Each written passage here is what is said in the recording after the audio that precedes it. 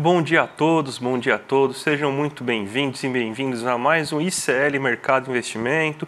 Bom dia a todo mundo aí de São Luís do Maranhão e região que está vendo a gente pela TV UFMA. Hoje eu aqui em carreira solo, a Débora curtindo as suas merecidas férias aí durante essa semana, mas a gente tem muita coisa para falar aí durante o programa de hoje, que o mercado está azedo com a economia brasileira. Campos Neto parece que conseguiu justamente tudo aquilo que ele queria. Isso aí se reflete tanto no fim de semana, com um monte de notícias negativas que a gente teve aí em relação ao mercado, a ameaças, até correlações espúrias, vamos dizer assim, né? Em relação à economia brasileira, quanto também está refletindo no boletim, no relatório Focus. A gente vai tratar com bastante detalhe tudo isso hoje, né?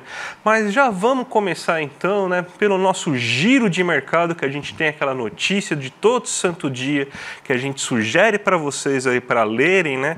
Que é justamente a notícia que está falando aí sobre o que você deve esperar, o que você pode acontecer essa semana, o que a gente está aqui no nosso radar, né?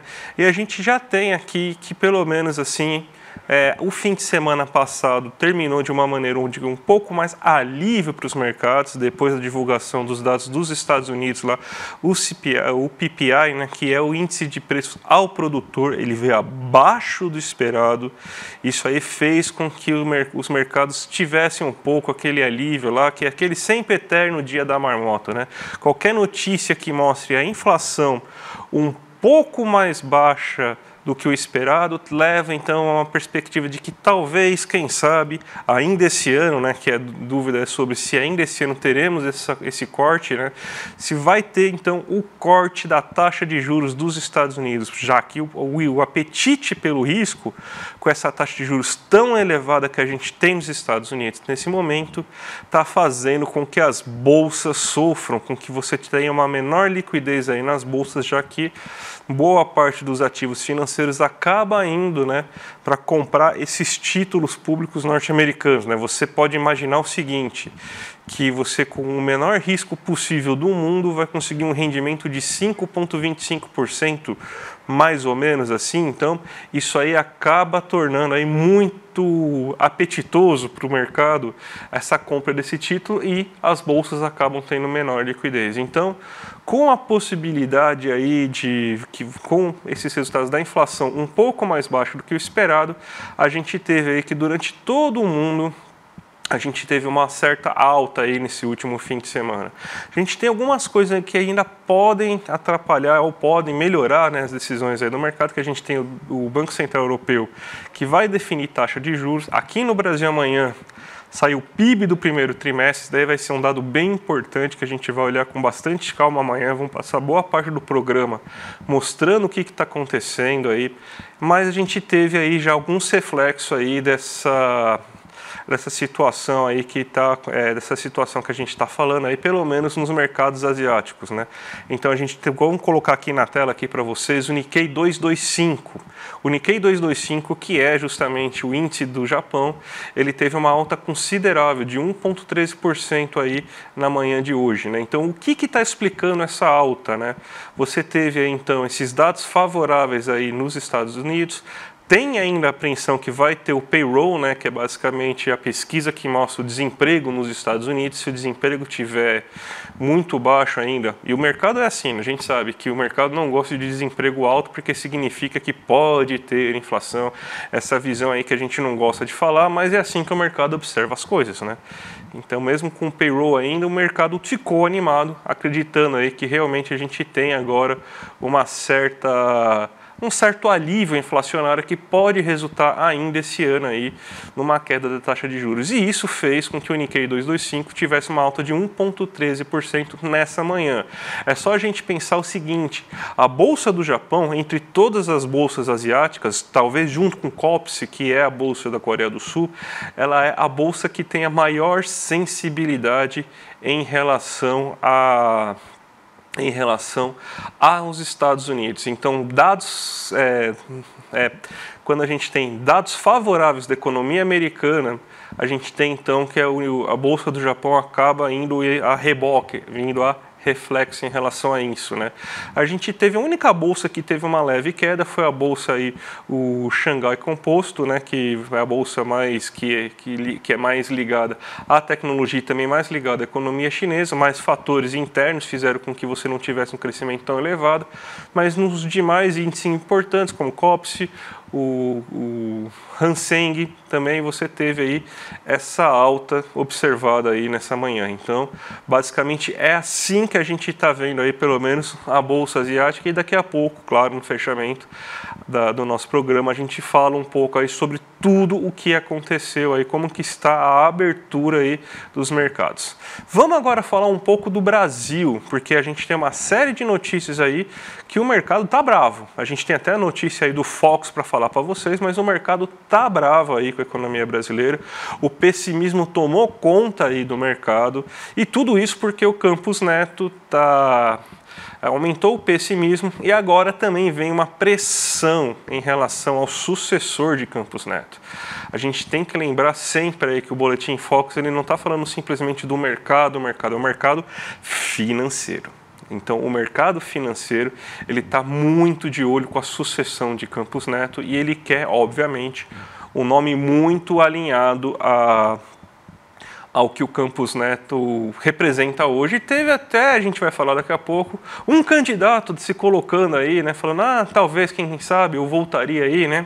Já tem até candidato aí levantando a mãozinha aí para falar sobre isso, a gente vai tratar um pouco mais disso hoje, mas a gente vê aí que existe uma piora aí do cenário econômico para 2024, justamente, até para 2025, justamente por esse pessimismo e por essa tentativa aí de mostrar que, se não for do jeito que o mercado quer, se não for uma condução econômica da maneira que o mercado está pretendendo, você vai ter, então, problemas inflacionários, né? Então, é como se a inflação fosse somente um problema de ajuste de taxa de juros. Antes fosse, não seria mais fácil a minha vida para tentar entender a inflação, mas infelizmente não é assim. Tanto que a gente tem agora novas projeções de mercado, e o que mais chama atenção é o novo aumento da taxa Selic para o final desse ano. A gente tem aqui, inclusive, a arte que a gente preparou para mostrar para vocês aí como que está a projeção no mercado. Você teve um novo aumento, por exemplo, do IPCA. É o quarto aumento seguido. Teve alguma coisa? Não. Inclusive, o IPCA 15 veio abaixo do esperado. Sim, teve a tragédia no Rio Grande do Sul, mas cada vez mais a gente consegue observar que os impactos inflacionários não serão tão grandes quanto que era imaginado, principalmente pela questão do arroz. O arroz a gente já tem, inclusive, perspectiva de importação, deve ser feitos os leilões aí para importar arroz aí nesse momento. Então você tem aí que não deve ter um impacto tão grande, mas o impacto estaria vindo do excesso de gastos que o governo está realizando, o chamado risco fiscal, o primo do fantasma do comunismo. Então você teve a fala do Campos Neto há um mês falando, estou prevendo, estou sentindo uma piora no cenário inflacionário do segundo semestre. Isso aí bastou para que o mercado azedasse e começasse a aumentar a sua projeção. Então, já é a quarta semana seguida que você tem aumento da projeção do IPCA para esse ano, e novamente temos aumento da projeção do IPCA para o ano que vem, dentro da meta ainda, mas um novo aumento aí de projeção, que significa aí que o mercado está falando, não confio em quem vai entrar no lugar de Campos Neto para controlar a inflação. É esse o recado aí que o mercado está dando aí, já tentando aí colocar aí um de seus preferidos aí, que atue da mesma maneira que Campos Neto sobre a taxa Selic aqui no Brasil. Você tem aí que o PIB e o câmbio não tiveram mudanças, ainda temos uma perspectiva de 2,05 para o PIB desse ano e de 2 para o próximo. O câmbio continua a mesma coisa. O que pode mudar para a semana que vem é que amanhã a gente tem a divulgação do PIB do primeiro trimestre. Você tem aí o governo falando em 0,7, alguns economistas falando em crescimento de 1% aí nesse primeiro trimestre. Então, se for 1% acima, inclusive, das projeções de governo, então é importante a gente observar aí para a gente saber aí como que vai caminhar o PIB aí desse ano. Então, isso aí sim pode mudar a perspectiva de do relatório Focus para a próxima semana. Mas o grande problema está justamente aqui na Selic. A gente teve um novo aumento, a Selic estava em 10% aí no final no último relatório, agora está em 10,25%. O que significa isso de fato? A gente tem então a Selic hoje a 10,5%. Significa que somente um corte seria possível durante esse ano. E do jeito que o mercado está caminhando, ele está validando a visão que o Campos Neto está querendo colocar, que não é possível mais realizar cortes da Selic durante esse ano. Então a gente terminaria a Selic com 10,5%, no máximo 10,25%. Talvez um corte no último trimestre, no último reunião, depois das decisões de política monetária dos Estados Unidos. E para o próximo ano a gente já tem aqui um mercado que metade acreditando numa Selic de 9% ao final do ano, ou seja, uma queda em relação ao que a gente tem agora de 1,5 pontos percentuais, mas tem gente já acreditando que vai ter, então, uma Selic a 9,25. Por isso que está essa divisão de 0,18. Então, o mercado está dividido agora.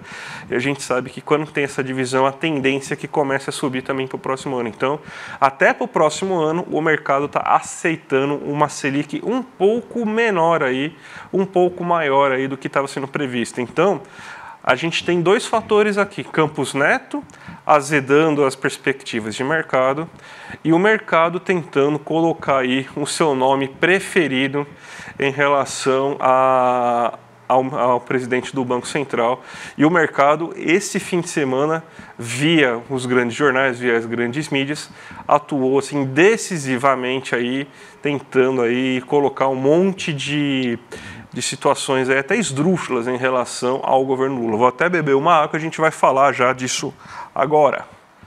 Então, vocês vão ver aí a partir do próximo momento que a gente vai ter, então, uma série de notícias. A gente até preparou uma arte aqui para vocês observarem, uma série de notícias aqui que foram colocados aí em grandes jornais, ó, o Globo e a Folha de São Paulo. O primeiro deles aí foi justamente aí o Armínio Fraga, que foi presidente do Banco Central no segundo governo FHC. Ele foi o cara que inventou o regime de metas de inflação e o cara que não conseguiu cumprir o regime de metas de inflação. A primeira vez, durante dos 2 primeiros anos, ele conseguiu fazer a inflação ficar dentro da meta. No terceiro e no quarto ano de seu mandato, ele não conseguiu fazer a inflação ficar dentro da meta. A inflação ficou acima da meta naquele ano, né? Então, só para a gente contextualizar, ele falou aí que existe um fiasco político se o Lula errar aí a sua indicação no Bacen, né? Basicamente ele falou, me chama, gente, me chama, eu seria um bom nome, o mercado ia aceitar aí muito bem o meu nome. Já estão falando ainda até de Meirelles, estão falando um monte de nomes aí, porque está sendo muito colocado em jogo esse futuro presidente do Bacen e cada vez mais aí o mercado está tentando aí forçar um nome diferente. Eles não gostam do nome do Galípolo, mesmo o Galípolo sendo um cara estudioso, sendo um cara que entende muito de política monetária, sendo um cara, inclusive, aí, que foi presidente de banco por alguns anos, aí, mas não é o nome que o mercado quer, porque ele escreveu já artigos e livros com Beluso, ele é um pouco mais heterodoxo, ele é um pouco mais do nosso lado, então o mercado não quer uma pessoa como essa para comandar o Banco Central. Então, essa é a primeira das notícias aí, da série de ataques aí que a gente tem aí. O segundo é uma daquelas correlações assim mais espúrias que a gente tem aí. Para você entender o que é uma correlação espúria, existe um site na internet que você vê algumas delas, assim, são coisas que elas basicamente, elas são correlacionadas, mas elas não se explicam. Por exemplo, você sabia que toda vez que o Nicolas Cage faz um filme pilotando um helicóptero, o número de crianças afogadas nos Estados Unidos aumenta? Isso é uma relação espúria. E o que o nosso querido aí, o Globo, está fazendo falando que o desemprego só caiu durante o governo Lula por causa da reforma trabalhista. Eu adoro isso porque assim, é a maior causa de efeito causa e efeito, né, que existe, porque o governo Lula 1 e 2 só funcionou pelas reformas do governo FHC. Depois você tinha a herança maldita do governo Lula 1 e 2 e da Dilma, que não conseguiu, o governo Temer, o governo Bolsonaro não conseguia resolver. Agora, tudo que dá certo no governo Lula é por causa da herança bendita, das coisas que foram feitas aí anteriormente. Então é basicamente isso que está sendo feito aí agora nesse momento, que é justamente o quê? Você ter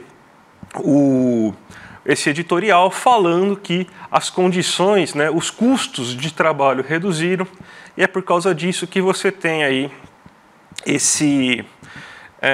essa melhora aí no desemprego. Não é porque a economia está indo melhor, não é porque as pessoas estão com mais renda, não é porque a demanda está maior, não é porque o governo está gastando mais, e quando o governo gasta mais, ele gera mais investimentos, ele gera mais renda, ele gera mais emprego. Não, não é nada disso. É porque o governo Temer fez a reforma trabalhista. Então esse aí é o segundo. A fim de semana aí foi repleta aí de besteiras. E o último aí que foi a besteira, a mora aí que a gente pode colocar, que é essa aí da gastança de Lula dar mais ganhos a rentistas. Eu juro aí que essa aí eu fiquei até preocupado. Falei, meu Deus, como? Eu fui ler assim para tentar entender o argumento, a lógica do cara, assim. Até o cara até faz assim alguma lógica, falando, é porque o gasto do Lula obriga com que o Banco Central atue com mais veemência, isso aumenta a taxa de juros, isso aí dá mais dinheiro para o rentismo brasileiro. Gente, mas a matéria e o título dá a entender que é tudo o mesmo balaio, que o governo gasta, isso aí está sendo gasto aí, isso aí acaba dando dinheiro. Espera aí, vou tomar uma água de novo.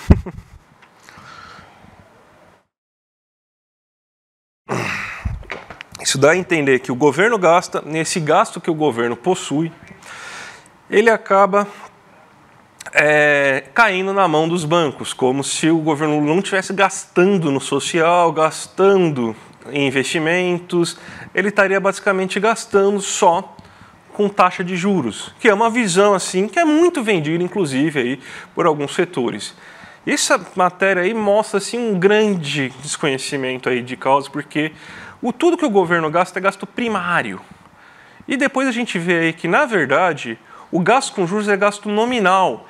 Inclusive, isso dá margem para um dos gráficos mais terríveis aí que está aparecendo aí na mídia nos últimos dias, de um gráfico que está mostrando em termos nominais, ou seja, não tenha descontado a inflação, e quando geralmente você coloca sempre a variação em porcentagem do PIB, o que eles estão chamando de gastos nominais, e como se isso aí fosse o gasto referente aí ao governo. Esse gasto não tem nada a ver com o governo. O gasto nominal é o gasto que o Banco Central tem justamente pelo pagamento de juros da Selic. Então é isso que tem. Então você vê essas três matérias aí atacando aí a política econômica do governo, sendo basicamente notícias aí que mais atacam do que explicam alguma coisa, são opiniões bem esdrúxulas, na verdade, sem nenhuma grande pauta com a verdade. A opinião do Armínio Fraga, beleza, você pode ouvir, é um cara importante, foi presidente do Banco Central, mas no momento que vem parece mais um garoto de recado aí do que qualquer outra coisa. Vamos falar agora rapidamente das contas públicas, já que o pessoal está tão preocupado com as contas públicas brasileiras. A gente teve aí a divulgação aí, né, durante essa semana, que a gente não teve programa, né, o resultado mensal aí, e você teve um superávit de 6,7 bilhões em abril. É o terceiro mês consecutivo que o governo tem superávit mensal. E no ano a gente tem um superávit acumulado. A gente vai ver, inclusive, aqui no gráfico que eu montei para vocês, como que está a situação. Ó. No mês a gente tem aí um superávit de 6,68 bilhões. No ano, ou seja, entre janeiro e abril, um superávit de 61,32 bilhões, equivalente a 1,65% do PIB. Só que no acumulado em 12 meses a gente tem um déficit de 2,4% do PIB, referente a 266,5 bilhões. Da onde que está saindo majoritariamente esse problema aí do resultado primário em 12 meses? Justamente do final do ano passado, quando foram pagos os precatórios. Então, a gente está tendo resultados fiscais robustos, inclusive. Para mim, eu não ligo muito para isso, que eu já expliquei aqui, que para mim o que importa você fazer gasto para você conseguir girar a economia é o mais importante, daí não gera inflação, não gera grandes problemas, mas o povo é muito preocupado com isso, né? Já que o povo é tão preocupado com essa situação, a gente está vendo aí que a situação fiscal do Brasil, que está sendo mostrada aí como grande problemática, pouco tem de problemática. A gente está tendo aí resultados acumulados em 12 meses bem consideráveis. Então você não acumulados no ano bem consideráveis. Em 12 meses ainda está problemático e tal, mas vamos ver aí até o final do ano, que a gente está tendo um bom resultado aí, terceiro mês consecutivo com superávit, um acumulado de 61 bilhões somente nesse ano. Então vai ter bastante tempo aí para a gente ver aí se realmente qual que vai ser o tamanho do déficit. Deve ter um déficit, mas um déficit deve ser pequeno em relação ao final do ano.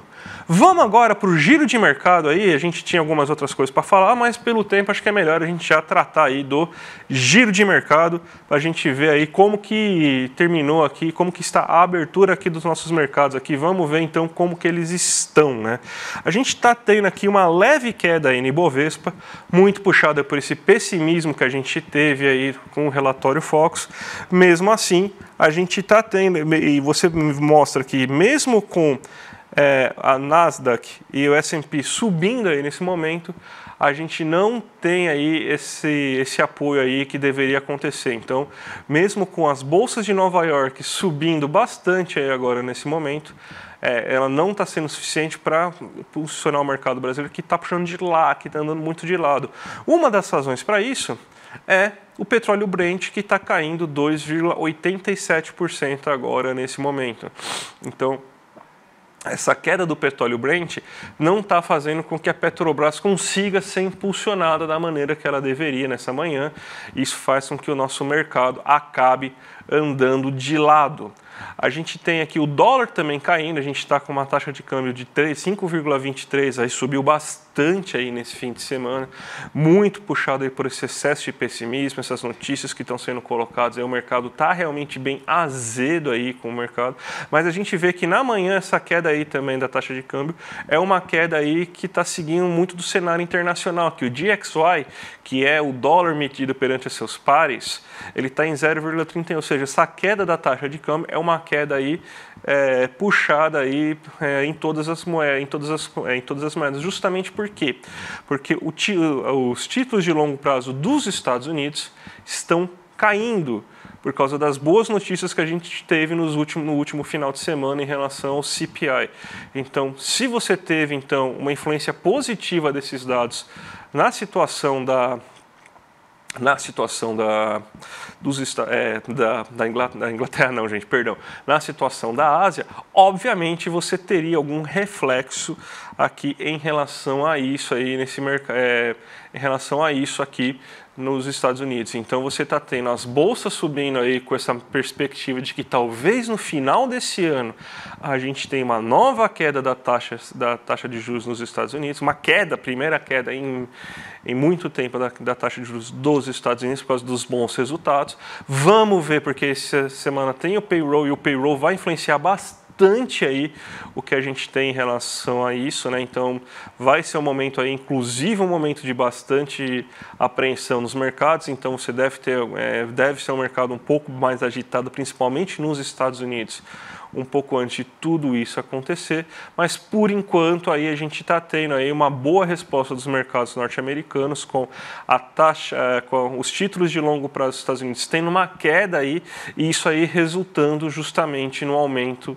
nas bolsas, ou seja, um maior apetite em relação a essas bolsas aí nos Estados Unidos, e também vai refletindo na Ásia, né, que nem a gente viu já, Nikkei 225 crescendo aí, e o Xangai Composto, que nem a gente explicou, por situações internas do mercado chinês, teve essa leve queda aí de 0,29 aí, a nossa bolsa ainda andando bastante de lado aí durante essa manhã. Gente, vocês aí estão sabendo aí que a gente vai ter aí nosso Desperta Empreendedor nos dias 14, 15 e 16 de julho no Vibra, e a gente já está com 90% dos ingressos já esgotados. A gente tem um monte de nome importante aí que vai aparecer aí para vocês. A gente tem o Renato Freitas, a gente tem o Felipe Neto, a gente tem o Fernando Haddad, ministro da Fazenda, Fátima Bernardes, nosso querido Edu Moreira, Serginho Groisman também vai aparecer. Então tem muito nome aí, muito interessante, muito bom aí para vocês observarem. Então vão ser 3 dias aí com muita coisa e com muita palestra. Então, você quer participar, gente? Aqui, ó, despertar2024.com.br. O Felipe Neto, inclusive, tem um recadinho para dar para vocês aí.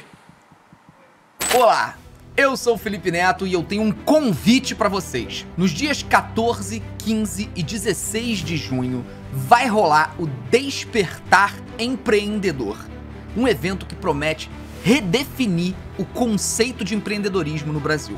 E sim, eu vou estar lá e nós vamos nos encontrar. Eu quero contar para vocês um pouquinho sobre a minha trajetória, os bastidores que me trouxeram até aqui, não só nessa parte de criação de conteúdo, mas na parte de empreendedorismo no setor audiovisual, principalmente esse digital, né? Que construíram a minha história, de que maneira eu comecei pequenininho lá num quarto nos fundos da casa da minha avó, e hoje sou um dos sócios da empresa Play 9, uma das maiores empresas audiovisuais do país. Então, eu espero poder contar minha trajetória, responder perguntas, interagir com vocês. Eu tenho certeza que vai ser incrível. O Despertar vai acontecer na Vibra São Paulo, uma das maiores casas de show do Brasil. Então, se você ainda não garantiu o seu ingresso, tá na hora. Entra em despertar2024.com.br e garanta seu ingresso. Então é isso, galera. A gente se vê lá no Despertar. Já tô contando os dias aqui. Não perca. Entra lá no site e garanta seu ingresso. Beijo grande. Imperdível, né, gente? Muito bom aí. Então, se não garantiu ainda seu ingresso, garanta aqui já no despertar2024.com.br e participe aí do nosso grande evento de empreendedorismo aí que o ICL está patrocinando.